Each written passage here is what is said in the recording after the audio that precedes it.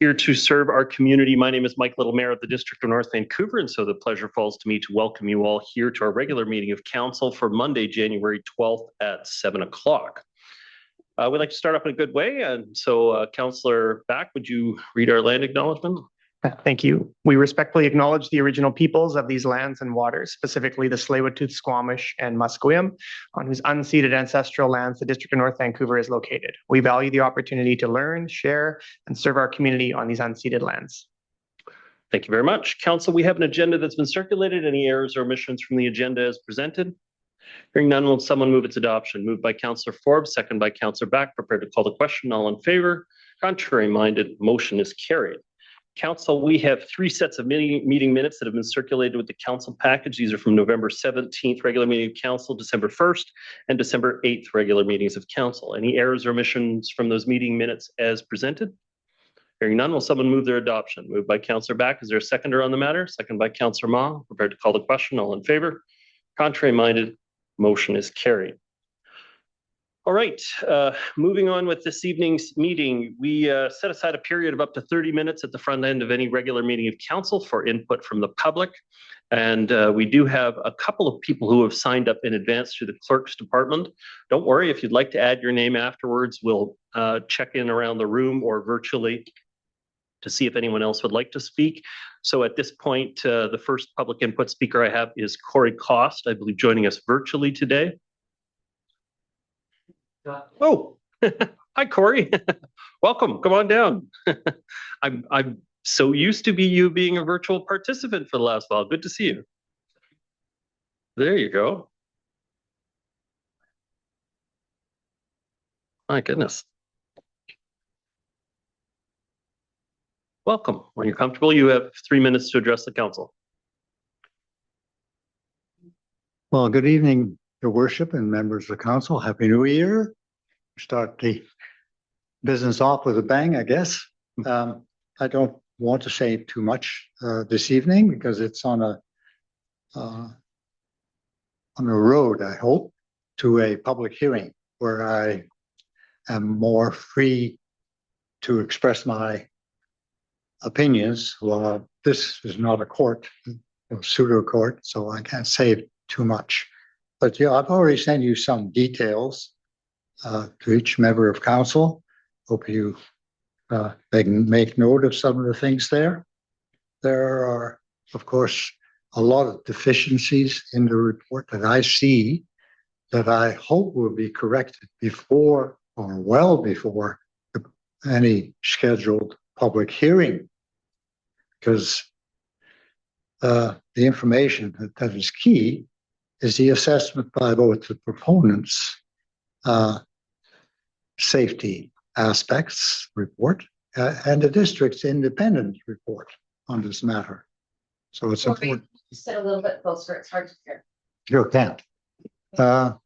So these safety reports or risk reports are crucial to the public participation in this issue, should we have a future public hearing. So I don't have more to say, and I don't want to hold up others from going home a little earlier. Thank you. Thank you for your comments, Corey Cost. Next speaker I have also joining us here in person is John Lesso.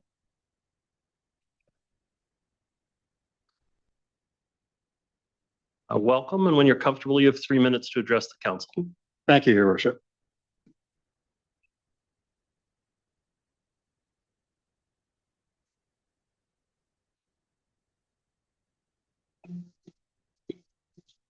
Oh boy.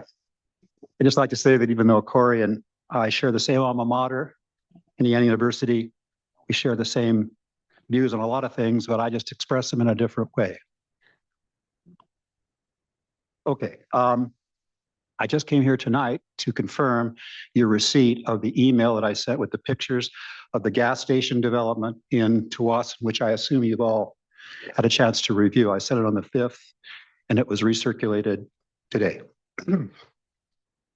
The same thing is going on in Edgemonte. They're basically talking about getting rid of a service station and putting up condos. That's what's going to happen if you don't Stop it.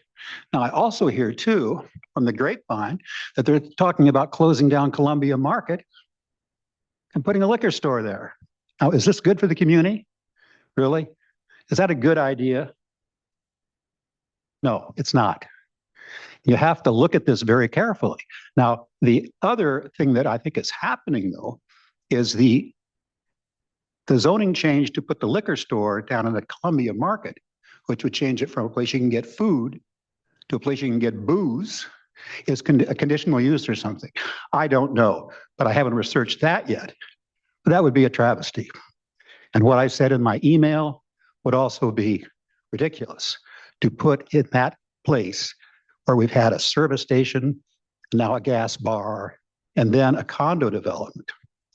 The point I wish to make with the Petrocan station was, from my own actual experience, I lived in Delta for 20 years. I knew Johnny Singh, who ran that Petrocan, and he employed some of his family as well.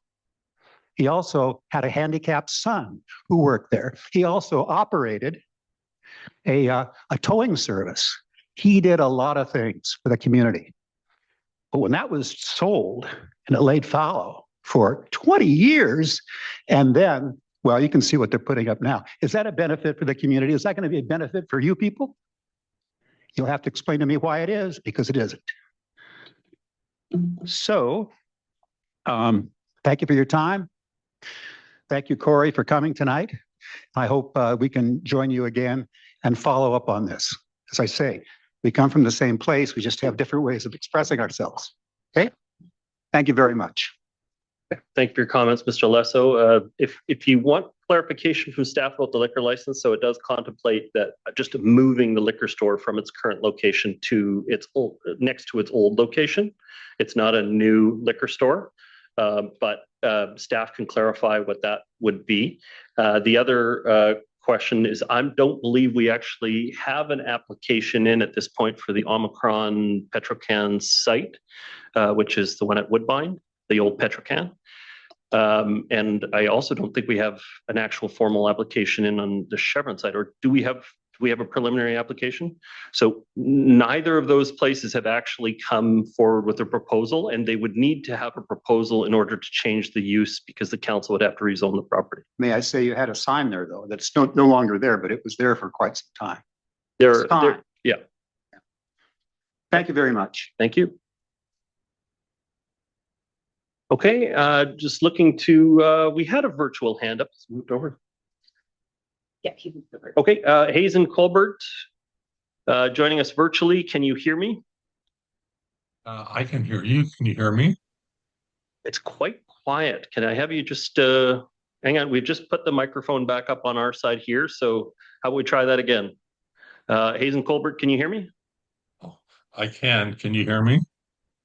Better. Thank you so much. Yes, welcome. When you're ready to go, you have 3 minutes to address the council. Thank you.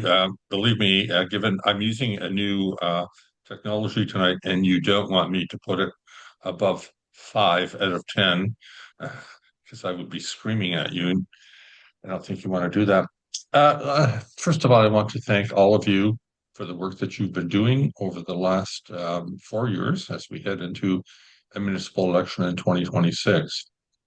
By the way, Mayor Little, an aside, I only asked for administrative purposes if you can tell me that Mr. Stewart has subsequently retired. I know the new person is coming in on February the 2nd. I just want to know if, I think I see Dan. I think Dan's there, Dan Milbert, as acting, and I'm assuming he's acting until the new person comes in. At the end of my discussion, all I want is confirmation of that. I received a postcard today, separate billing for utility fees and property taxes, and I have a problem with what it says. And here's why I have a problem. I have asked since last year that my utility fees separate the actual services that I'm receiving, which is, wastewater treatment and water and whatever else, from the cost of the wastewater treatment plant, and both the District of North Vancouver and Metro have refused to provide that. They simply want me to pay a flat amount of money for everything. And there's a problem with that. And that specifically is I want to know how much I am paying so that I compare it to, say, and I'm going to use you only, Mayor Little, because I don't want two members of council to get up tonight and start screaming and yammering at me.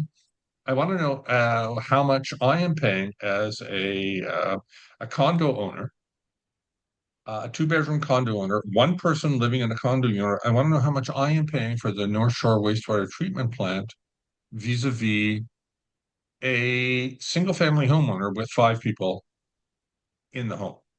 That's all I'm asking. I don't think this is a complicated question, but for some reason, both the DNV and Metro refuse to answer that question. And they've made it clear, until you answer that question, I'm happy to pay any invoices you send me, but I won't pay for the district, for the wastewater treatment plant. And so this year, I will also say, I will no longer pay my property taxes to the District of North Vancouver when you refuse to allow me to send correspondence to council. I refuse to pay under the doctrine of no taxation without representation. You're welcome to challenge me. Good night. Thank you very much for your feedback this evening, Hazen Colbert. The next speaker I have is Eric Jensen joining us virtually.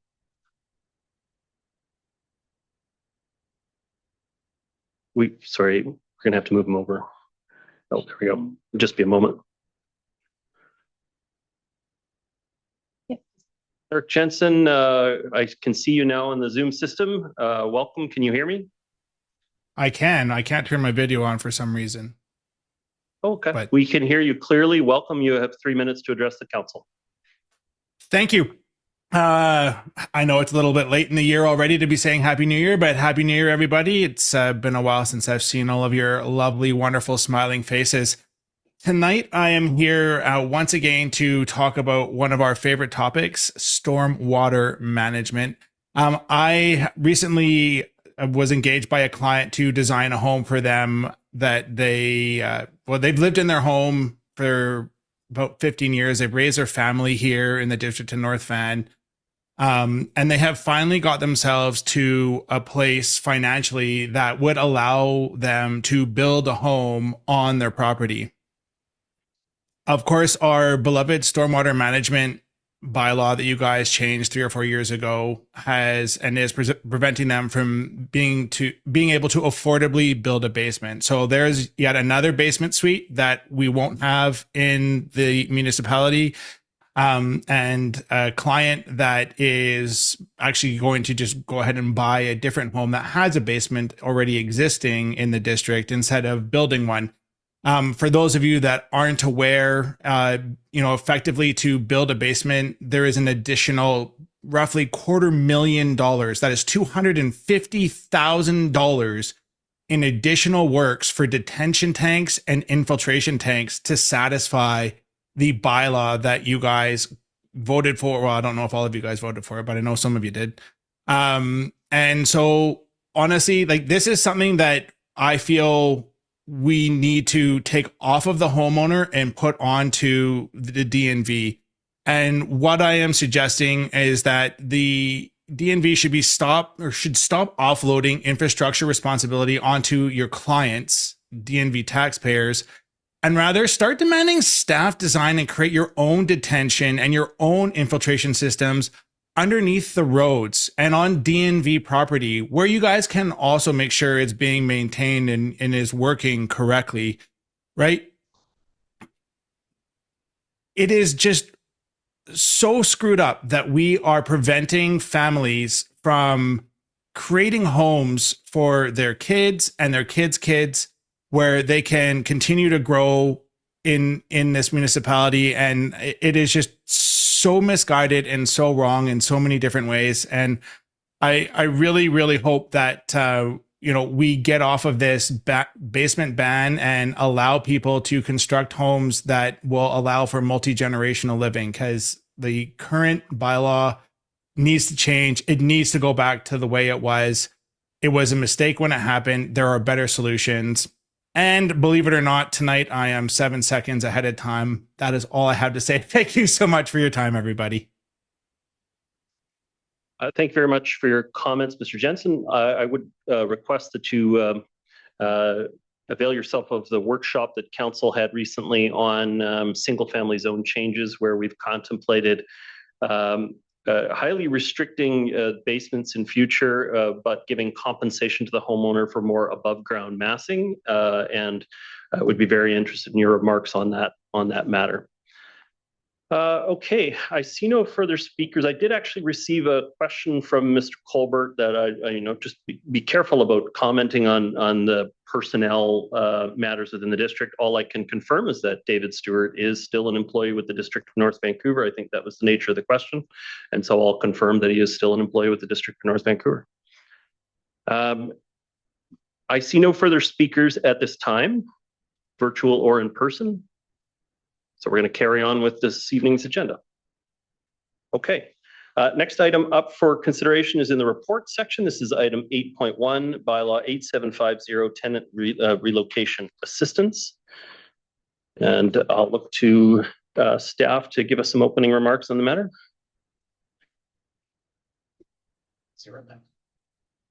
Darylyn's here. Welcome.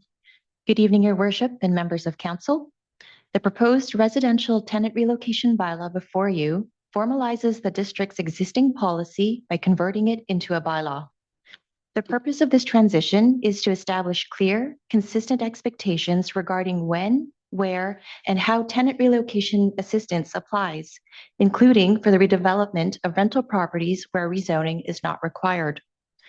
Converting the policy into a bylaw will also strengthen awareness and understanding of tenancy rights and obligations for both tenants and property owners, and improve clarity around communication and notification requirements.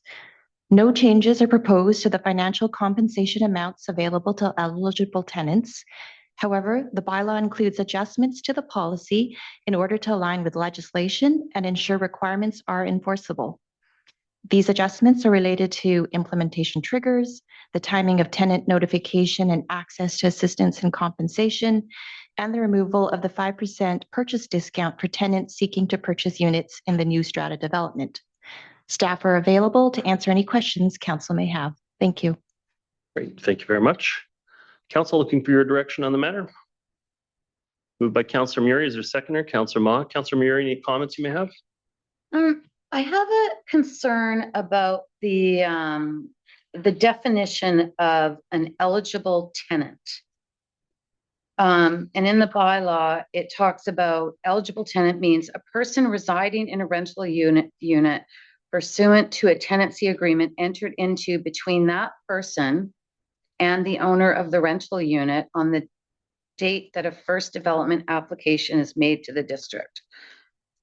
So I'm a bit confused about that part of it, the last part, in regards to the first development application. That's the first one when it was built originally. Like if a rental unit, a multifamily residential building is being demolished and we're providing rental assistance, that's the first development application?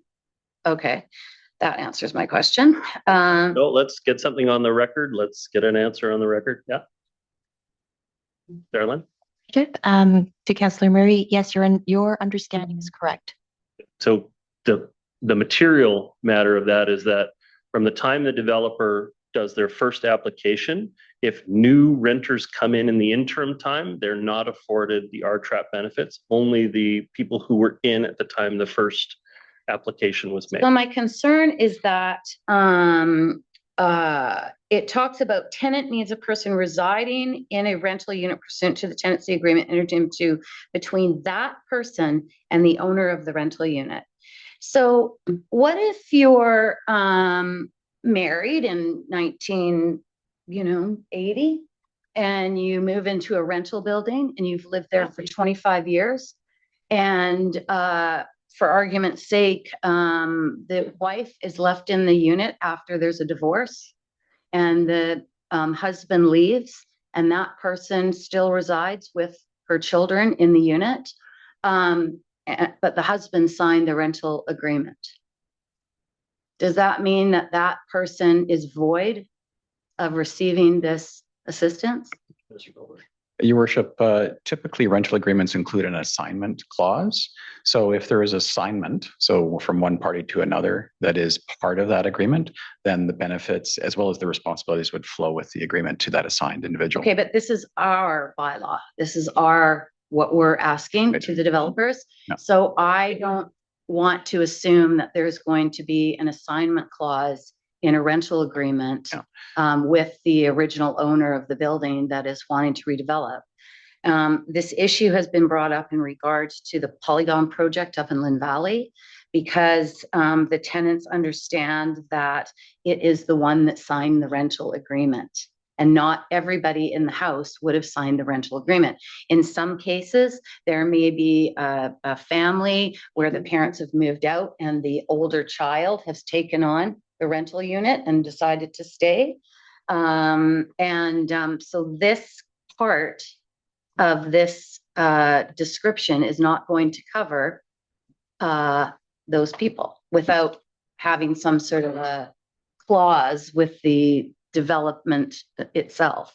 And so this is our document to protect people. So how can we make that change to protect the family that lives in that unit, regardless of who may have signed the rental agreement 20 years ago, 25 years ago? I mean, we know with Emery, there were people that were living in those units for 40 years. You know, they were original tenants, and their families had changed. Okay. Ms. Tay, I believe, has some additional comments. Through your worship, the proposed bylaw does take into consideration the overall household. And so in subsequent sections of the bylaw where it speaks to compensation, it references where the compensation amounts would be held in trust for all eligible tenants residing in the rental unit. So the expectation is that while the agreement may be signed with one individual, that individual will hold the compensation amount in trust for all the tenants within the unit. But it doesn't say that under Q, where it says tenant means a person residing between that person. It's very clear. It says that in multiple sections. It's that person. So it's a name, a signature on the original rental agreements.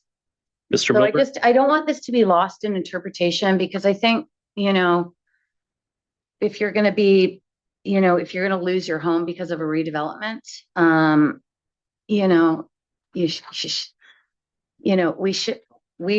should be about the people that live in that unit, not just whoever happened to sign the document at the time, because that's going to make a significant difference. So can we just remove that part of it, that person? I get a response first, Mr. Milburn? Yeah, I think there's obviously issues related to legal application of contract law and people's rights and responsibilities to do with the property itself. Given that I think the intent is clear, we want to make sure that people are fairly compensated. And given that this is really just a translation of the current policy into a bylaw, my advice would be to proceed with the bylaw, and then staff could come back with a report to just clarify some of the legal nuances that are being requested. I think fundamentally, this is a matter of contract law in terms of responsibility and rights, and we're just trying to fulfill the normal contract law procedures around the tenancy agreement, because that's the basis on which the contract is formed between the relationship of the tenant and the owner.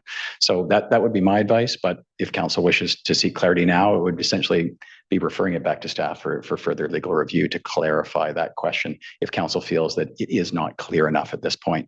The purpose of the bylaw is to ensure that we're dealing with the person who has a contract, and that we obviously are going to encourage fairness as much as possible. But if there is a dispute between the parties who are within the unit itself, then we need to rely ultimately on the contract that governs their relationship within that tenancy. So now you're losing me on this, because this rental assistant,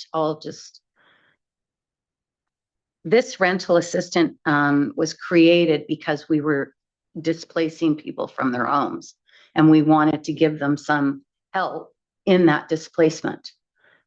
So we did this as a municipality actively to be able to assist people. And now it's becoming about a legal agreement between parties and tenant. And that's not the spirit of what this rental assistance was about. The spirit is about helping people being displaced and losing their homes. So I'm just concerned about the people in that unit. And I'm worried that this is going to be exactly what's going to happen.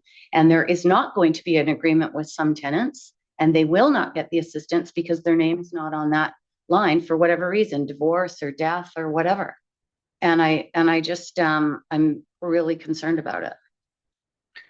And Your Worship, there is a mechanism within the Residential Tenancy Act and the review to do with those kinds of disputes between tenants. So we definitely do sort of rely on the procedures and the practices that the province follows in terms of dealing with those disputes, because those kinds of individual circumstances happen all the time. I recognize that.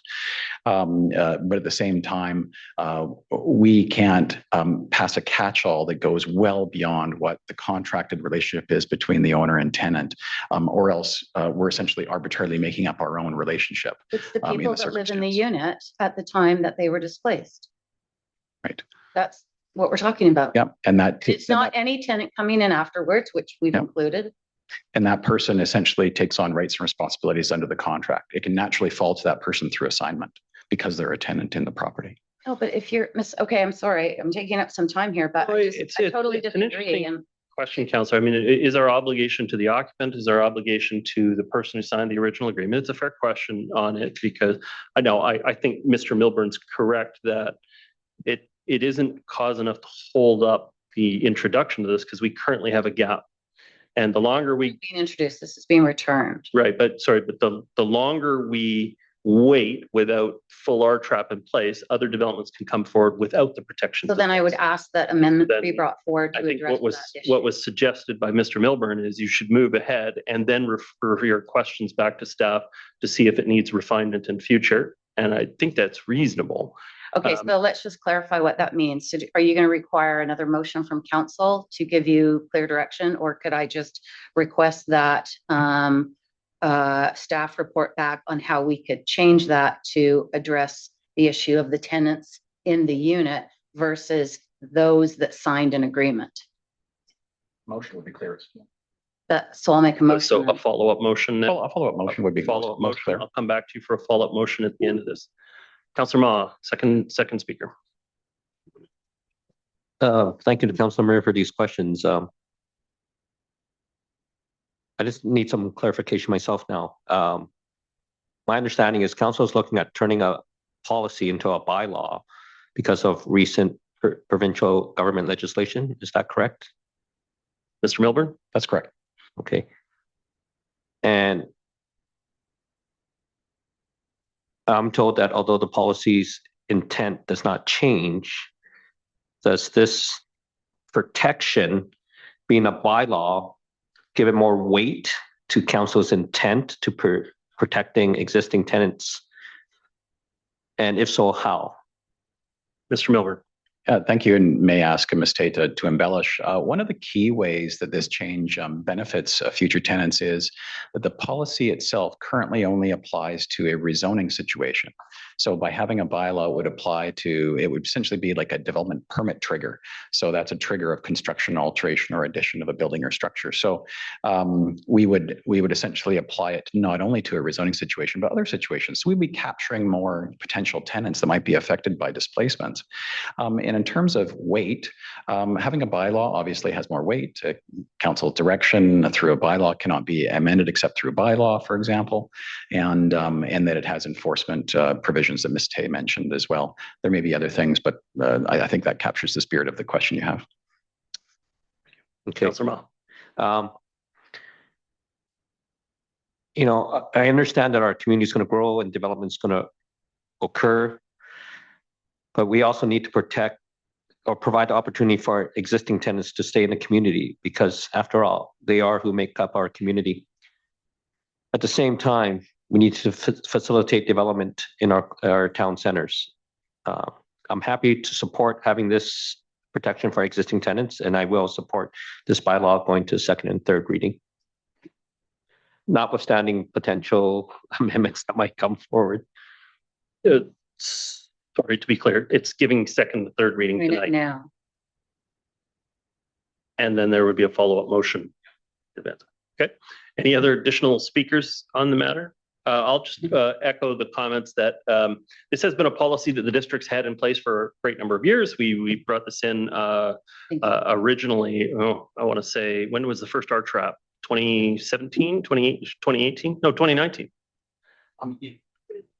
About that. About that, and even before that, we were in negotiations where We were already voluntary trying to get those contributions were provided. principles. That's That's right. right. So before that time, the community amenity contributions from redevelopment were negotiations, and so the municipality was already seeking some of those, but we formalized it in the RTRAP after the 2018 election, sometime in probably 2019.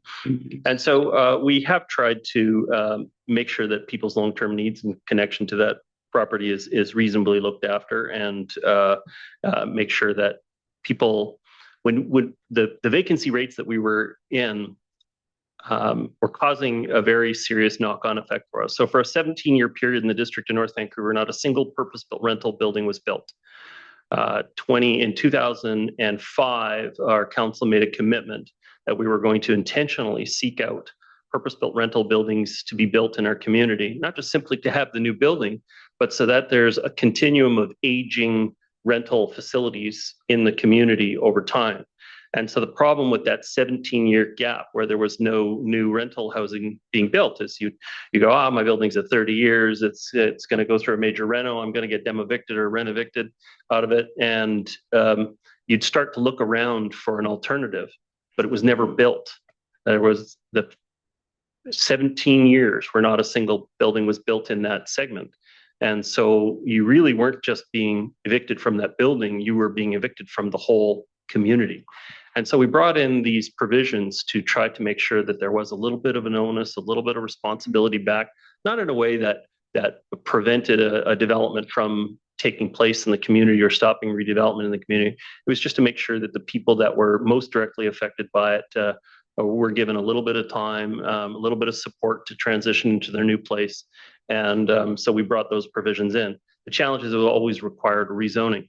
And so when the provincial government changed how many things require rezoning by moving the expectations up to the OCP levels, it meant we lost that hammer to be able to bring in those provisions. And so this corrects that and brings us back to the time that we had committed to make sure that people have a chance of being able to stay in this community, even though we know the real economic situation is a lot of pressure on people to be able to, if you leave a historic rental agreement, good luck being able to find something in the same kind of ballpark within the neighborhood.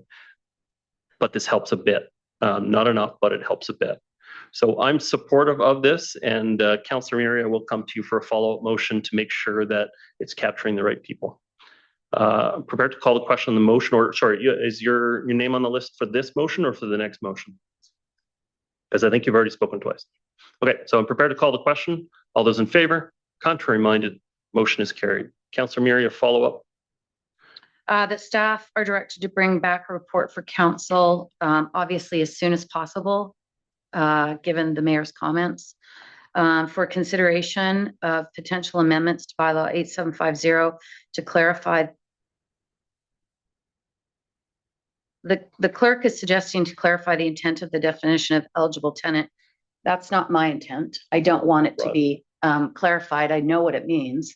So sorry, with all due respect, I want it changed. So if to Bylaws 8750 to define eligible tenant, as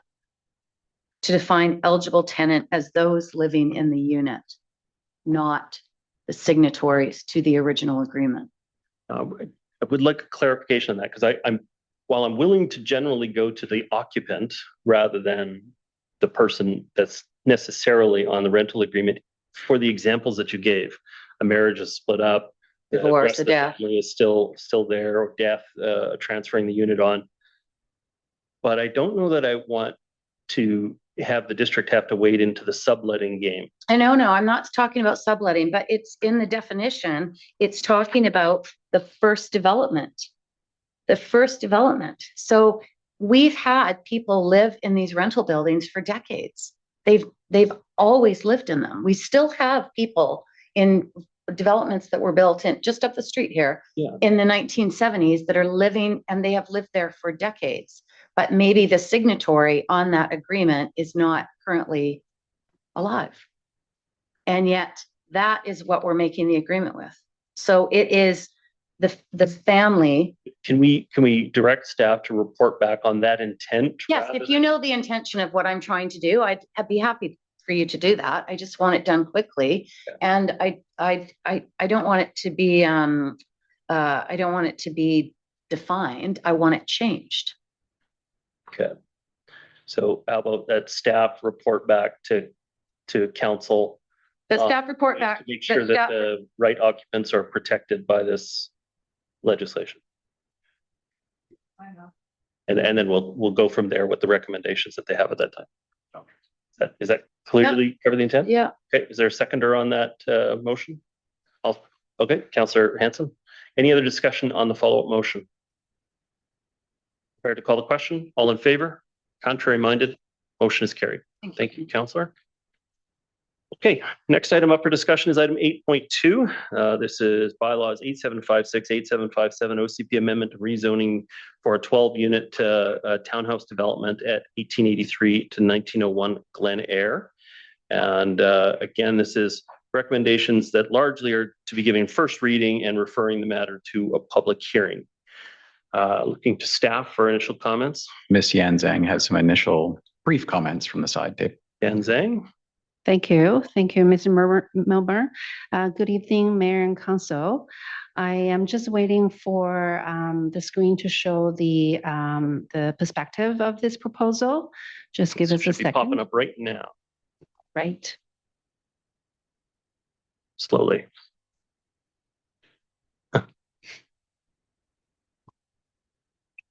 So this is a proposal for a 12-unit townhouse development in the Lionsgate Village area. And tonight, it is the first reading of an OCP, a consequential OCP amendment bylaw and a rezoning bylaw up for council consideration in order to enable this development.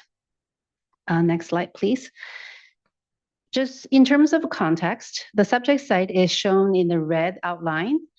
This is a relatively small townhouse project in the middle of other townhouse developments.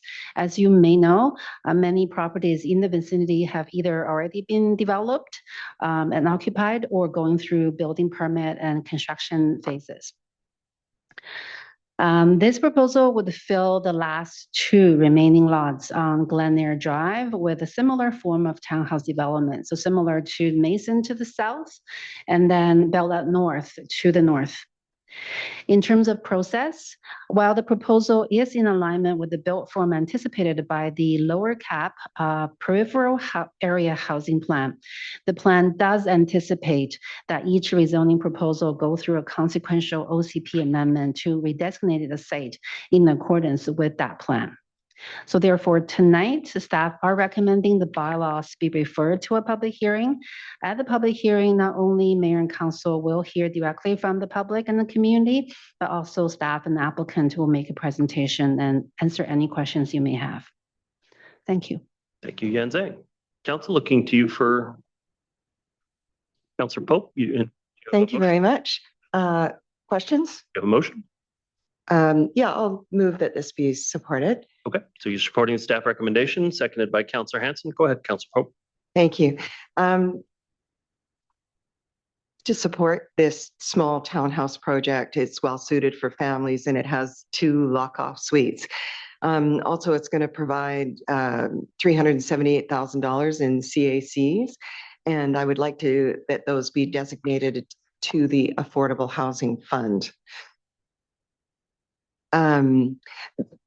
My question is around this peripheral housing plan that council decided on in 2014. I'm true. Is that why we're needing to rezone this? Is that why it's had to come to this? And also call for a public hearing? Mr. Milner? That's correct, Your Worship. The decisions council made at the time were to approve a plan, so set out a vision for the density and infill of the area, but then an acknowledgement that there would be a subsequent both OCP amendment, so official community plan amendment, as well as rezoning that would be triggered by each development. And so that's the pattern that has occurred throughout the neighborhood since that time. So this essentially is like an extra piece of red tape. What was the rationale at the time for it? It preceded my time. Certainly, I think there's two options for council whenever approving a neighborhood plan. Council can follow up with a consequential amendment to the zoning bylaw to sort of change the whole vision, and therefore public hearings would not technically be required for each rezoning that comes forward in those circumstances, given that the province has changed the act so that it's of a residential nature. Then a public hearing is actually prohibited in those circumstances. So, if I was asked now, and my advice, this preceded me, but if asked now, I would say that whenever council approves neighborhood plans, a follow-up official community plan amendment to bring effect to that plan and give guidance to future decisions around rezoning would be appropriate. Yeah, so I'm glad you've noted that, and I think we should get it on the books somehow. For future, because adding this extra step is just redundant at this stage with the provincial legislation, and in the situation where there's 12 townhouses only, and this small tiny development that fits with the plan and everything else that's already been developed there. It seems like very much a waste of taxpayers' money and time to add in a public hearing and this discussion tonight and this staff report. So I would very much like to see us have a future discussion about not including the peripheral housing plan or dispensing with it altogether. Your Worship, there's an upcoming that will discuss the future of neighborhood plans and their priorities. So that would be an ideal time. I believe we have that for tomorrow. Tomorrow night? Tomorrow night? Oh, well, yes. Mm-hmm. We have a workshop tomorrow night that's talking about sort of the general ideas and plans for implementation of neighborhood plans. And so how timely. Perfectly timely. Yes. Councillor Hanson, is the seconder, do you have comments? Yeah, thank you very much. I am supporting this rezoning going to public hearing. The project, as been mentioned, calls for 12 townhouse units, including 2 lock-off suites. My vote is in the context of statements I've made at this council table, and will make again, that I would have very much preferred to see this area develop in a way that had a higher concentration of rental and affordable housing. I very much doubt that these 12 units are going to be anything like affordable, and I was disappointed to see that there's only 2 lock-off suites amongst these 12. Having said that, this project is very consistent with the projects in the vicinity. The area is now virtually built out with product of this type. I very much doubt at this stage that the proponent is going to come forward with a rental or affordable proposal. And in all the circumstances, given where we're at now, I believe this should proceed to first reading. I do note, as was noted by Councillor Pope, that the proposal calls for the purchase by the proponent of a portion of the unallocated lane, 410,000, and then what was mentioned by Councillor Pope, 378,000 in community amenity contributions. And I do hope that these funds can be directed towards affordable housing. And with that, I look forward to the public hearing. Thank you. Thank you. Next, I have Councillor Murray. Thank you, Mayor Little. I'm happy to move this to public hearing because I am interested in hearing what the community has to say. I think it's a modest development application, and it's finishing off a plan that's been around for 15 years. So I'll be interested in hearing what the community has to say. But I think we need to remember that this is about listening to the community. We're merely the board, and our taxpayers are the voters. And the voters have recently, through the hands of the provincial government, had a significant amount of democratic process removed. Municipalities throughout this province no longer, except in rare cases like this, have the ability to ask the public what they think. Because if they tell us that they don't like something, it doesn't really matter. The province has told us we are to just implement our plans without any discussion or concern in regards to lack of infrastructure, to the doctors and the teachers that we need in the schools, the doctors and the nurses that we need in the hospitals, and that infrastructure will miraculously come later in some form, which we know, living on the North Shore, living in the region, living in the province on a regular basis, we hear of emergency rooms being closed, schools, children, actually in Surrey, I understand there's many children that are at home taking classes because there's no room in the myriad of portables that are stacking up on school grounds because density has not, or infrastructure has not kept up with density. So I guess I come from an old school perspective as an elected official, and I have a history in this community.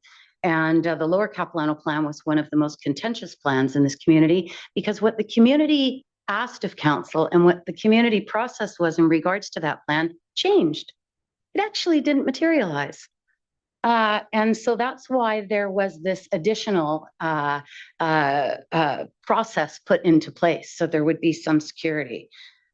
Because although it may look very simple today, it wasn't simple to get where we are, and hence the impacts that we have in the community. So I like hearing from the community. I want to hear from residents. I want to hear from people's opinions. I want to hear from businesses. I want to hear from the developers and the contractors that work in this community. And I want people to be free to express their thoughts and not ruled by governments who think they know best. I think that's what we're witnessing in the US and we're critiquing. And yet it's happening within our own province. Premier Eby, I've brought this up many times and I will continue to do it, is very upset that the federal government didn't ask him to come and sit at the table with with Alberta and with Saskatchewan in regards to a pipeline to the West Coast. And equally, I have been very upset with Premier Eby, who did not ask me and this council and any other municipality in this province what we thought about their land use legislation and taking away the democratic process. So I get how frustrated he is, because I've been frustrated. And as somebody that has sat in this seat this year for 30 years, I take great exception to somebody coming in and telling me how to do my job without simply asking me the question, what my thoughts are. And I'm not going to do that to the citizens of this municipality. Thank you. Councillor Back. Well, I think I'll just keep my comments specific to this particular application. I support it, as has been highlighted by my colleagues. It's a fairly modest development of 12 townhouses that are in a part of the community that has a ways to go as far as being built out. We need missing middle housing, and I'm pleased to know that there's a developer that's willing to try and build it in this environment. I know how challenging it is right now, but I do believe that there is support for this type of housing, and I'm interested to hear from the public as well as hopefully this will go to a public hearing. But I think there's lots of positive about this particular project, and in this part of the community, I want to just see it built out, so we start to see the vibrancy and life in that particular town center. And I know that it's going to take more than 12 townhouses to get us to that vision of what we want Lionsgate to look like. But I see this as being a good fit, so I'm happy to support it. Thank you. Councillor Ma. First day back, it's interesting. Everyone keeps talking about this being a modest project. It is, but at the same time, we're converting 2 single-family homes into potentially 12 homes for 12 families. So that will still have a big impact for people. And I agree with comments that this area needs to be built out. And I do look forward to hearing from the public because, it's good to touch base once in a while just to hear what's going on. So I support the motion and sending it to a public hearing. Thank you. Councillor Forbes.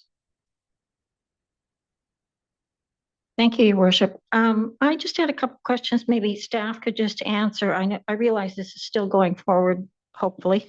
But what is basic accessible design as opposed to what other kind of accessibility? The development planning staff, I'm sure, would love to answer that question. I can have a go at it. Please.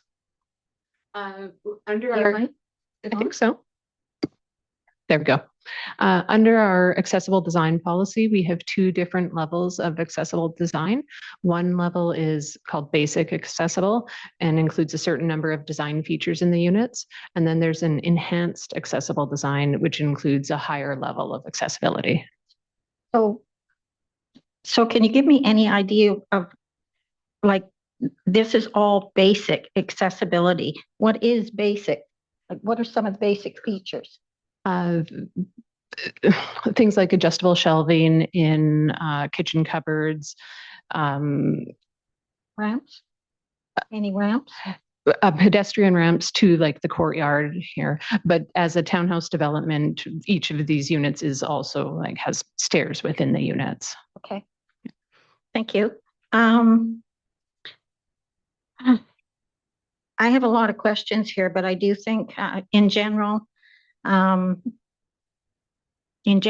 do support this project, and I also believe that the community should have as much input into a decision like this as possible. And it does round out and finish, sort of account for all what's going to be built in the neighborhood finally. So I think that will be good for the rest of the neighbors that are already down there. So I'll support the motion. Great. Thank you. Well, I'm also prepared to support it going to public hearing. So I'm prepared to call the question on the motion. All those in favor? Contrary minded? Motion is carried. Thank you very much. Just checking in with the clerk, contemplates a public hearing. Do you have a tentative date set for the public hearing? Yes, thank you through your worship. This is tentatively scheduled for February 3rd. So we're going to do our best to have it fall on February 3rd, but you do have to wait until the week of the council agenda in order to confirm that that business will be dealt with on that week. But that's our intent at this point, is that it'll be on the February 3rd tentative date. So great, fantastic. Moving on to the next item, item 8.4, appointment of election officials for the 2026 general local elections. Oh, I guess the whole front row is probably a little concerned there. My apologies. Bylaw 8778, text amendment rezoning 100 Amherst Avenue, Chemtrade. Got everybody warmed up there. That's good. They'll check in with staff first on. Your worship, yes, Ms. Yan Zhang has some brief introductory comments. As with the previous application, this is simply introduction, and we're looking for direction from council on first reading and going to public hearing. Ms. Zhang. I just want to verify, and before we do that, I thought I had heard that the applicant wanted to speak either in the public input or at the item. Was okay, so they'll be speaking at a public hearing for it. Okay, all right, back to staff. This is a rezoning proposal that is a site-specific tax amendment to allow the production of liquid chlorine at 100 Amherst Avenue. Yeah, I'm actually going to reduce this. Can you just go to this and to pull it out from that? Actually, you know what? I can do full screen. I'm sorry about that. Let me just do that. There we go. All right. So, as I said, this is a site-specific tax amendment to the zoning bylaw to permit manufacturing of liquid chlorine at 100 Amherst Avenue, operated by Chemtrade Logistic Inc. Under the zoning bylaw, there is a general prohibition of manufacturing of hazardous substances, including liquid chlorine. So this tax amendment is proposing to allow it for this particular site with conditions. Chemtrade has stated that they have operated a chloralkali facility on this site since 1957. However, due to the set general prohibition, as well as the proposed scope of their capital upgrades, this will require council approval through a rezoning. Overall, the proposal is not to increase production volume. Instead, it would enable a series of safety-focused capital upgrades. A couple of things I wanted to highlight for council tonight. As part of the application, the applicant submitted a facility siting plan, siting study, and qualitative risk assessment, which was independently peer-reviewed by a district-retained consultant. The studies conclude that the proposed configuration meets professional standard risk thresholds and would reduce the overall risk compared to the existing conditions. And secondly, public notification process has followed the district requirements and included both virtual and in-person public information meetings. And so considering the wide reach of notification for this application, public participation was relatively low, as outlined in the report. A few feedback staff did receive includes a mix of safety concerns, as well as support for the continued operation of the facility. The support letters also include those from senior levels of government, recognizing the regional importance of the facility and the proposed safety improvements. Tonight is the occasion of bylaw introduction. While a public hearing is not required for a non-residential rezoning that is consistent with the OCP, staff are recommending that a public hearing be held, given the significance of the use and public interest. If tonight council gives the bylaw first reading and refers it to a public hearing, staff and the applicant are prepared to bring all relevant information to the hearing to allow full examination of the merit of this proposal and to answer any questions the mayor and council may have. And thank you. That concludes my introduction. Thank you, Yan Zhang, for your comments. Okay, I will be moving the staff recommendation. Councillor Ma, are you seconding the matter? Thank you very much. There's no question that this has been a long time good partner within our community, providing generations of employment. And I want to have an opportunity to talk about their future operations in this location. And I think a public hearing is a great way to do that. I would be very concerned about the loss of this type of material from being produced in Western Canada. There aren't a lot of opportunities to produce this kind of material. And so I do think that there's definitely an argument to be made for its continued use here. If you were starting out from day one and you didn't have the facility here, then maybe you probably wouldn't be putting it in such an urbanized area.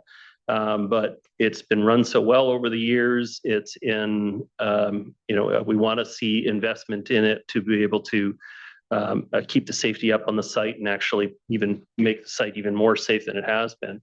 And so I think the right way to do that is by going to a public hearing and hearing the concerns in the community. So I'll be supportive of the staff recommendation. Councillor Ma.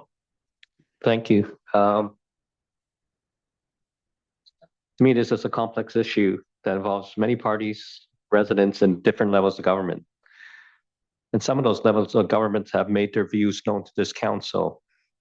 As mentioned earlier by a fellow councillor, I find it concerning that another level of government would tell us what to do.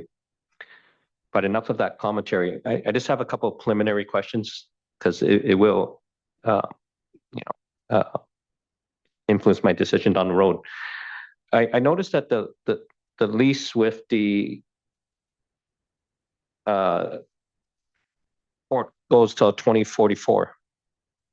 As we draw closer to that point in time, is it really up to the port to decide whether it continues or not, or will we have a role to play at that time?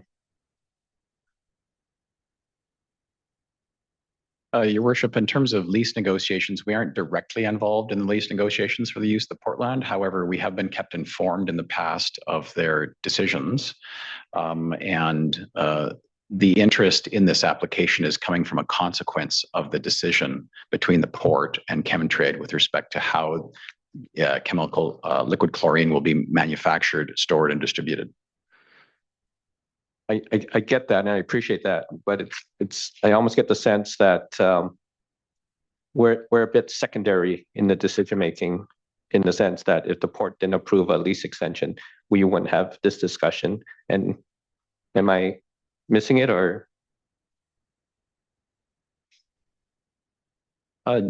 Essentially, we're responding to the applicant's request. So however that was derived in terms of the necessity, the applicant has requested to make this change. And so we're putting it before council to see if this particular change, which involves some development on land that is administered by the district, and then that question must come before council as a consequence of those discussions that have been had between the port and Chemtrade. So they're bringing the question to us and we can respond. But it's, as I understand it, is tied to the decisions that they've had in their negotiations for the lease of the use of port lands. Yeah. I just want to clarify something, Councillor Mah. So the 2044 extension is not in its current operations. That's an extension if the operations move off the property. Correct. So if we approve that, then the port will, I believe, offer a lease till 2044. Yes. What happens to that production after 2044? It's out of our hands. It's really into the port's hands. No, the production would be entirely on our property and it would be up to us. Right, but once we make our administered property. Yeah. Once we approve this text amendment, the next point that it will be reviewed, I would think, is when the lease comes up. And if the port decides that they want their portion of their land to be used for something else, the production potentially will not have enough land there to continue, because it needs both the port parcel and our parcel. Correct? Or we can. Well, it'd be good for the public hearing to discuss that. Yeah, we could return that question for the public hearing. What I understand, and the question before council is, would this use be acceptable on land administered by the district in perpetuity? Because once the zoning is in place, it would essentially give a right of use for the level of intensity, the level of development, and the exact proposal that is before council.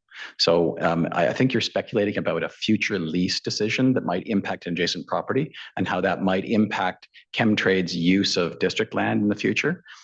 Fundamentally, Chemtrade is looking to allow the ongoing and continued use of production of liquid chlorine on district lands that are administered by district land. So on that point then, and I would expect, Chemtrade has talked about making a lot of safety investments, which are appreciated. But with this text amendment, it's done. It's forever, or is there potentially a sunset clause that, hey, you can produce for 50 years and we're going to review in 50 years? How does that work? Your worship, in terms of zoning, it would give a right of use to the existing owner if council were to approve the bylaw in front of it in perpetuity.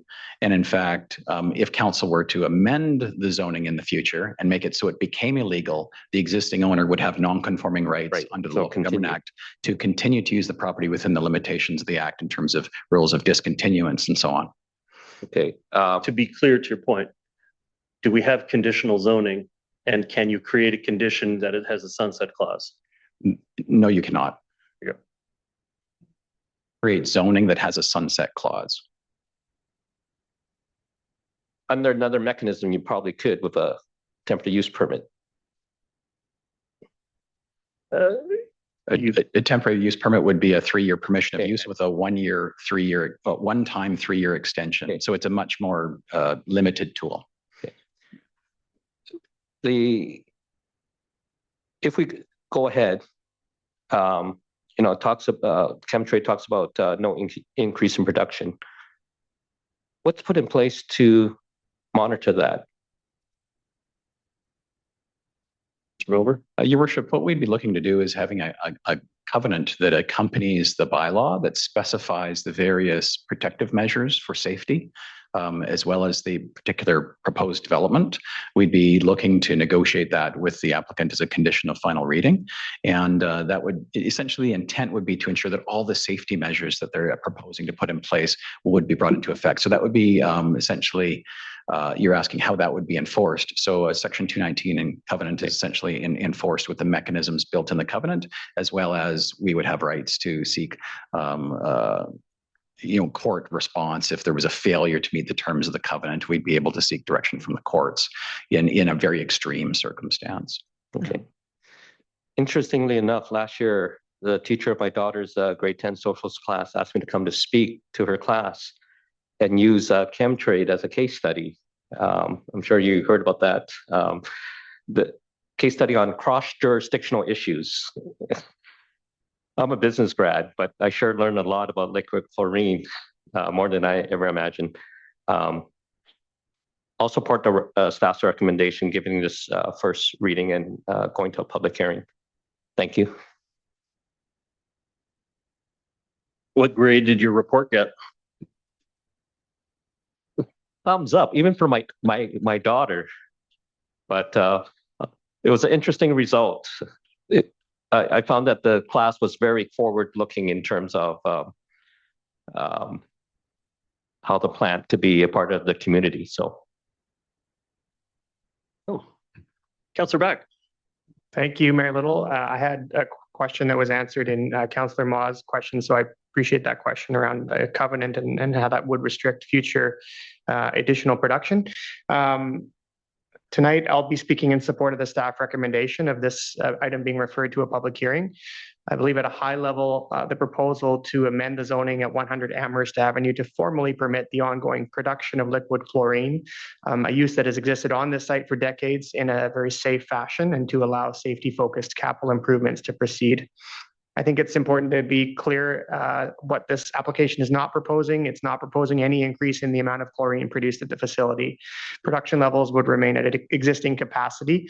It's also not about intensification or expansion of operations. Rather, what's being proposed is zoning clarity and alignment, along with the ability to proceed with planned upgrades that are specifically intended to improve safety and reduce risk.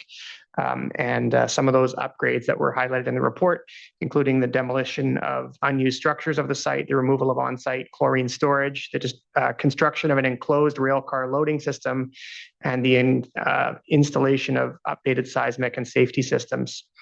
So, according to the materials before us, these improvements are designed to modernize aging infrastructure and reduce potential risk to the surrounding community compared to current conditions. Now, I recognize, and I've certainly heard from members of the community, that this facility raises some understandable concerns, particularly for nearby residents. And I think those concerns deserve to be taken seriously. And that is precisely why I believe that it's important for this proposal to move to a public hearing where questions about safety, operations, oversight, and long-term planning can be examined openly and on the public record. So I want to emphasize that supporting first reading tonight doesn't prejudge the outcome, but in my view, declining first reading would prevent the full and transparent discussion that I believe should take place. So I'm happy to support the recommendation. Thank you. Thank you, Councillor Back. Councillor Hanson. Yes, thank you very much. I'm pleased to vote in favor of this matter proceeding to public hearing. As has been discussed, the proposed text amendment will allow the continued manufacture of liquid chlorine on this site. Without prejudging, as Councillor Back said, the final outcome, all of the public hearing and analysis, I have attended at the site for a tour. I've met with the proponent to discuss the proposed safety upgrades on more than one occasion. And obviously, the key priority is safety. If this plant can be operated in a manner that assures the safety of our community, then the text amendment and the continued operation of the facility makes sense from the economic perspective, which has already been referred to. On the other hand, if the plant cannot be operated safely, then no economic argument can justify its continued operation. Personally, I am satisfied based on what I know that with the safety upgrades proposed and given this plant's long history of safe operation, that the chlorine plant at this location can be operated safely. The district has commissioned an independent safety review by Risk Tech Solutions Canada, who have concluded that the plant can be operated safely without posing a health risk to our community. I note as well that the continued operation of a chlorine production facility at this site is supported by the Port Authority. I, of course, do look forward to the comments of the public at the upcoming public hearing, and I wish the proponent well in their application. Thank you, Councillor Hanson. Councillor Forbes. Well, I'm kind of the tail wagging the dog because everybody said things I was going to say. I did have questions about if it was in perpetuity or 2044, but it's in perpetuity. Okay, and Well, sorry, just to clarify, we haven't answered the question yet as to whether the plant can continue to operate without the access side from the ports. That question hasn't been answered. So if they for their own operations need access to the port side of the property and they lose the lease to the port property, it's a reasonable question. What would happen next with the remaining portion of the lot? But I don't think it's been said so far that it could continue in perpetuity without the access to the other side. Just don't think that's been asked and answered yet. And we can make sure that's part of the public hearing. Oh, not tonight. Okay. All right. There are a lot of, I mean, this is a very, very important industry. And as the mayor has said, it employs 180 some odd, 180 employees, something like that. And you provide 70% of the chlorinated water. Yeah. Yeah. Which is quite a lot. I do like I also toured the site and went down, I think 2 times I was down to see you. And so I'm in favor of moving this to a public hearing. Everybody said it, everything else I was going to say. The only one thing I noticed in the report, which I was a bit surprised about, is there wasn't a great deal of public input. And I was kind of shocked because when I had been speaking with you, there seemed to be a real interest from the community. You had done a really big outreach to the community. Do you have any idea why sort of the input you got back was on the low side? No? Well, while I prefer to deal with it in a public hearing, if it's a simple question you can answer real quickly, I need you to come forward to the microphone so we can at least get it on the record. Thanks. Thank you. Maybe I can address 2 questions that are kind of out there. One is your question here on why do we think people did not comment negatively throughout the process. I think we've had a number of tours for many of the community members as well as a community day to expose everyone to what we're trying to accomplish with our rezone efforts. And I think many of the questions, this was attended by 350 to 400 people in total between tours and the community day itself, along with many of the community newsletters that we sent out. So I think we've done a fair amount of education. We were surprised as well that only 11 people actually showed up. And we figure if there were complaints or concerns, you're going to show up to actually register. Typically, if you're positive, you may not register to show up at all. And so that's why we believe there hasn't been much of an outtake of people coming. Okay. The question on the port land and district land and can you operate? This is a manufacturing operation that is larger than just liquid chlorine. There's multiple product lines. The site and the operations and the access to the port to bring in raw materials like salt are absolutely critical. And so without being able to operate on the port land, which is where majority of the operations already exist today, you would not be able to continue to operate the facility. Thank you. For the record, Alan, your name and position with Chemtrade, please. Alan Robinson, I'm the group vice president for Chemtrade Logistics. Thank you very much. Thank you. Okay. I still have Councillor Hanson on the list, but I think it's actually Councillor Pope that's next. Councillor Pope. Thank you very much. I support this going to a public hearing. I want to hear what the public has to say and have a greater exploration of all the information that we have. I note that Chemtrade has been in operation in North Van since before I was born, that it is critical for providing safe drinking water for millions of Canadians, including 70% in BC and Alberta. It was also interesting to me to learn that it provides up to 60% of the liquid chlorine used in the Western United States. Made me wonder if that is being used as leverage in tariff negotiations, but I digress. We know that even with safety improvements, people will be concerned about the presence of this hazardous liquid, and especially as the nearby Maplewood Village continues to grow. I had expected a little more facts in the staff report about what the safety record is. Do we actually have that? Mr. Milburn? Yes, we can certainly provide to council additional information about safety record. I'm sure the applicant would be very pleased to share that information, and we can have that in the public hearing record documents made available so that when the public notice goes out, there's information that's able to be shared. Thank you, because I think that is the number one concern, and it would be very helpful for that process. I noticed there has been a safety and risk report conducted by the company and an independent review of the risk assessment that was commissioned by the DNV. But why would the district not commission its own independent safety report instead of reviewing what is presented by the applicant? Mr. Milburn?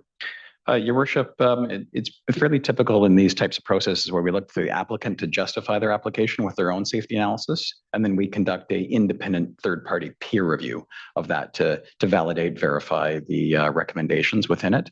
So we're just following that normal process as opposed to trying to, as independently, produce a completely separate report. It is a peer review of the work they produced. So that's the generally accepted process. That's correct. Even for large projects like this that are where there are dangerous substances involved. That's correct, Your Worship. Yeah. Thank you.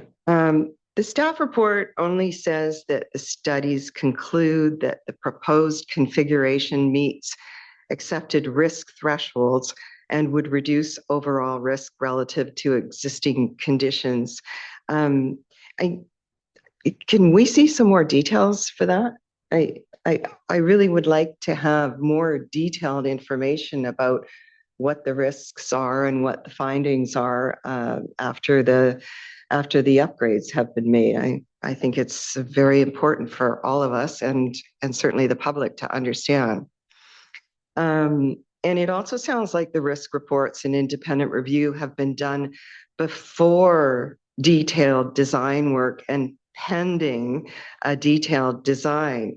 Now, I note that there is a provision for an additional peer review at the development permit or building permit stages, and I would like to ensure that that happens.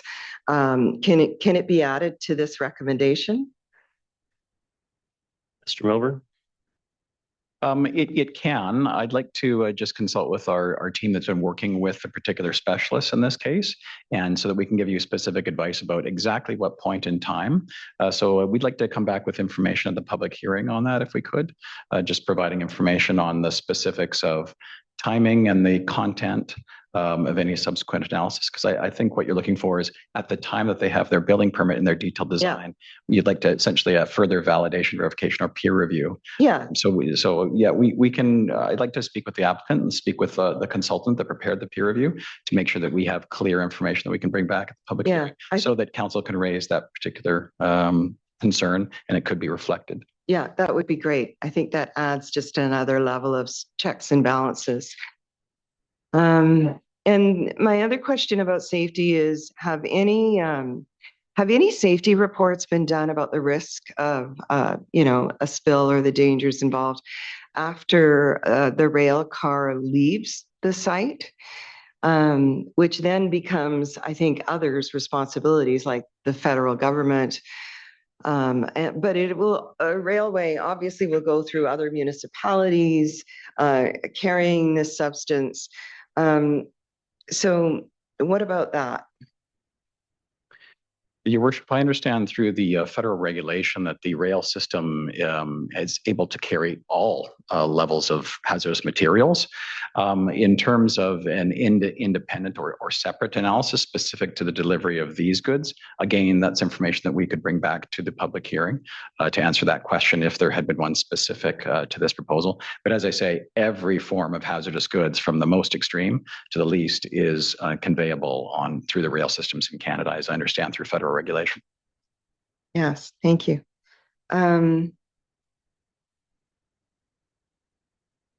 Those are my questions. Thank you very much. Thank you, Councillor Pope. Councillor Murray. Thank you, Mayor Little. This is my second go around. It was called Canexus or Canoxy. Before that, it was Hooker Chemicals. I'm surprised that within the package, the very large part of the early 90s application for the subdivision of Dollarton Highway and the upgrades to this plant were not included in the report, and I'm curious as to why not. Your worship, the change in the both safety protocols as well as the amount of storage on site is being diminished by a significant amount with this proposal, and so that information is publicly available with respect to the historical decisions that could be certainly made available, but it didn't appear as relevant as the particular applicant's proposal at this time, which is very specific to a series of improvements and a reduction in the total storage on the site, which is why staff didn't include the complete history attached to staff's report. Again, if that's desired by council, we can attach the publicly available information with respect to the previous process in the public hearing record. So can you start it over again? I asked one question.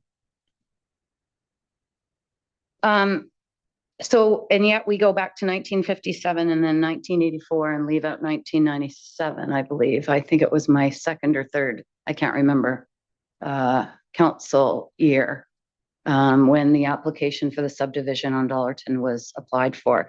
But it does have a lot of pertinent information because the issue was about safety, and the plant did make some significant upgrades that allowed council to move forward in regards to the decision. It was a very contentious issue, partly because of the subdivision and the clear cut of a forest, and to make way for the Dollarton Business Park. But Canexus at the time, or Canoxy, so many names, don't change your name again, did come to the table and create some significant improvements. Obviously, the storage of chlorine within the rail cars was a challenge because it was seen as moving it from one storage facility into another, and it seemed at the time that it was a overall reduction, but it really wasn't. It was just changing how it was going to be stored, and so that there were some issues there. So when we get a development application, a 30-story development application is this thick. To the point where we're looking at the bathrooms and the bedrooms. And I understand that this is a recommendation that we go to hearing, which I think is important, but I do think the report's thin. I think there's a lot of information for council. I think I'm hearing a lot of questions around the table. And I think you need to put that information out there for people to understand. I don't see any attachments in the reports, although maybe I missed them. My computer conked out tonight, so I'm in a paper form. I don't see any meaty peer reviews or reports that have been done currently in regards to this assessment that have been noted in the report. I've understood that they're coming forward at the public hearing, but when is the public hearing on this? Just out of curiosity. Checking in again, it's a tentative date, but. Yeah. Thank you, through your worship. Tentatively, this would be scheduled for February 24th. Okay, so we've got some meaty nights of tonight, tomorrow night, we've got some big items coming forward. And I think it's really in council's benefit and the community's benefit if we put those reports online so people can look through them now, not when we get to a public hearing. Because if the public hearing closes, doesn't matter what it says, we can't hear it anymore. So I do think, I hope that staff can get that out this week and post it online and send copies to us so we can see it. This business with many iterations of names has existed in this community for many, many years. The port is crucial, obviously, to the existence of this province and this country. The port has been, even 30 years ago, as I reflect on sitting through a hearing in regards to this plant, provides a significant number of high-paying jobs throughout the port. And 30 years ago, it was seen even then, because our community has always been expensive. Because when you have 3 ski hills in your back door and a beach at your front door, it costs money to live here. We often forget that. But the port has always provided those high-paying jobs. Notwithstanding that, some things have changed. We've put a hydrogen plant next door to you. And I think the community needs to understand what the horrible worst case scenario is and how you're going to deal with that. What happens when there's an earthquake? What happens when there's an accidental failure? We talk about oil running through the harbor. We have barges that take chemicals through the inlet, take oil through. We have Aframax tankers coming into the inlet. We have a lot of goings on in the inlet, and human error happens, and we've seen it recently, sadly. So I think we want to understand what the worst case scenario is and how you're going to deal with that. The other thing that I have found, I'll take my other 2 minutes, please. The other thing that I found over the years, and I know lots of people, it's my neighborhood. I live down the street from the plant. It is my neighborhood, and I've been there for over 25 years, is the amount of safety preparedness the businesses that exist there now go through. And as we add more residents in the area, do they know how to shelter in place? How do you communicate to customers and visitors in the area to shelter in place if there was a catastrophic failure? What is the regular process of training for that? Who's responsible for that? We have our, remind me the name of the committee. I can't remember. CAP committee. I'm just not sure if there's a process put in place. I know North Shore Emergency Management is part of it. If there's a process put in place to make sure that everybody's up to speed on a regular basis. Retail, obviously, people go in and out of retail, so there's lots of change.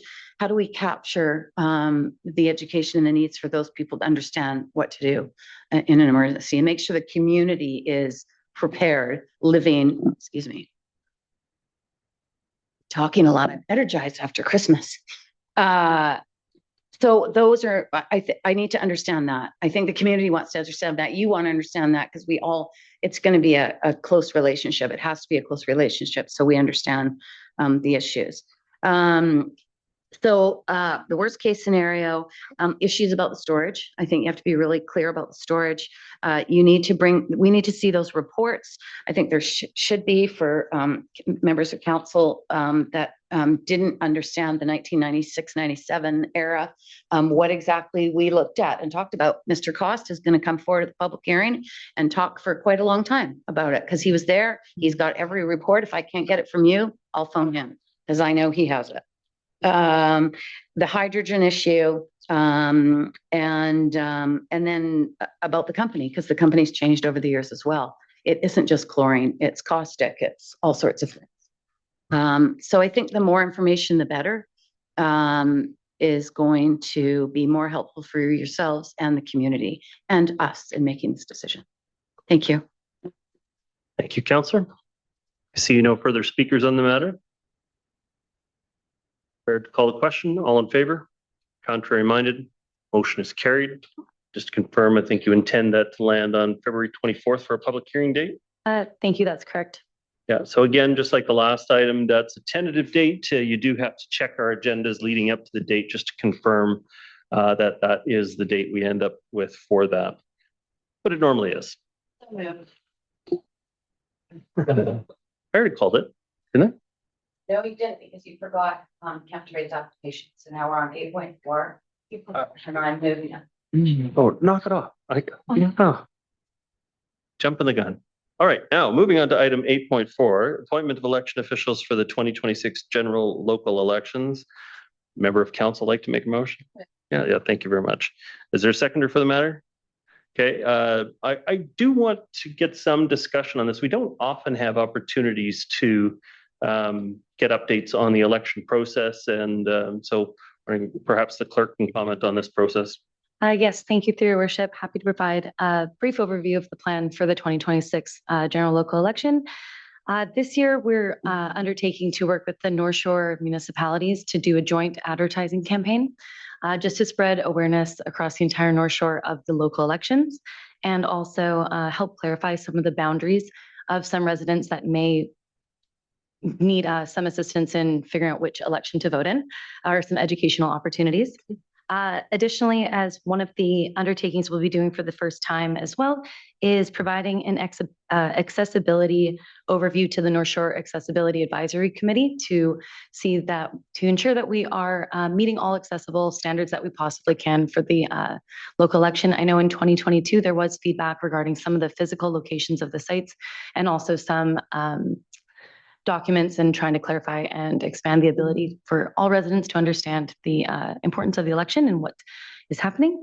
Additionally, there is also going to be an expanded candidate information sessions and information provided prior to the nomination period opening, just to inform people of what it means to run for local office as well.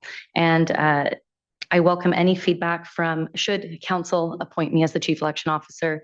I welcome any feedback that anyone may have. You can provide it in writing to elections@dnv.org.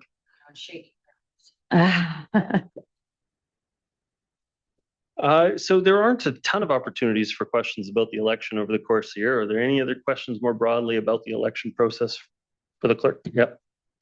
Sorry, thank you. And as part of every election, we'll be providing updates in the spring and prior to the summer break about how election activities are coming along. And that's an opportunity for the public to also ask further questions along the way. If they have questions about how it's going to be conducted, we'll make our staff available to respond to that. Any other questions? I will call the question. All in favor? Contrary minded? Motion is carried. Thank you very much. Council, we have an opportunity for reports. Would anybody like to make a report this evening? We've had a lot of exciting events happen in our community. Before I get onto some of those, though, I did just want to say my heart goes out to the people of Iran for what they're going through right now. I know we have a lot of people in our community with close connections to the Iranian people, the Persian community, and not knowing what's going on with your family members and loved ones has got to be torturous to them. And so I'll again restate my position, which I've said publicly many times, is that the Khomeini regime is ruled by fear, intolerance, and repression of their people. And I hope there is change coming about to that country for the betterment of all of their people. We had really effective. We had lots of great events over the Christmas season that we were able to enjoy. I did want to highlight the Penguin Plunge, which was done in partnership with Deep Cove Canoe and Kayak and a bunch of the partners down in Deep Cove. It was extremely well attended. It was very cold. I did not go in this year, but I was there as moral support this time. But it's a lot of fun. It's one of the best events, and it's probably one of the best places to do it because right when you get out, you can go up and we have a bonfire up on the beach, and so you're dry within no time. Versus our friends in Port Moody, where once you go down the boat launch, you can't come back out because there's still so many people going down the boat launch, and so you have to wait until the crowd sort of turns around before you can come back out again. We're not like that. You can go head back up to the beach and listen to the amazing music and great time party had by all. It was a fantastic event. Would anybody else like to make a report at this time? I did go. You went in? Yeah, but I'm going in Kate's because it's too busy. Kate. Like the like the Remembrance Day ceremony, maybe we need to expand because Kate's was actually very busy with I'm people sure it was. wanting to dive in. Councillor Mo. There's, as you mentioned, there's a lot of evil in this world, and there's a lot of things happening. And I just want to make a note that the mayor and myself, we were at the lighting of the menorah to show support for another big community, our Jewish community. I think we were there not to make a political statement, but just to show support to people that are hurting. And I like to think that the district will always be there for our residents. So thank you. Thank you, Councillor. Any other reports? Councillor Hanson. Yeah, thank you. On a more somber note, I wanted to recognize the fact that just prior to Christmas in Blue Ridge at Berkeley and Seashell, there was a terrible car accident that cost one teenager their life and another left another teenager with terrible injuries. And just want to note that those types of accidents in quiet neighborhoods are fortunately rare, and it's been a very disturbing, and it's an event that has shaken our neighborhood of Blue Ridge. So I want to note that for council. Councillor Hanson, I would like to send along my personal congratulations to you and your wife, Ruth. You celebrated your 30th wedding anniversary at the end of December. That's an amazing milestone. That's awesome. Just wanted to pass on our congratulations to you as a couple. It's a model for so many other people. Well done. Yeah. Special thanks to Ruth. Well done. Would anybody else like to make a report? Okay, we've completed the business of this evening's meeting. I'll accept adjournment from Council Murray. Once again, thank you to staff for preparing the reports for our consideration. Thank you to the members of the public for sticking with us through this evening's meeting. Everybody have a fantastic evening. Good night.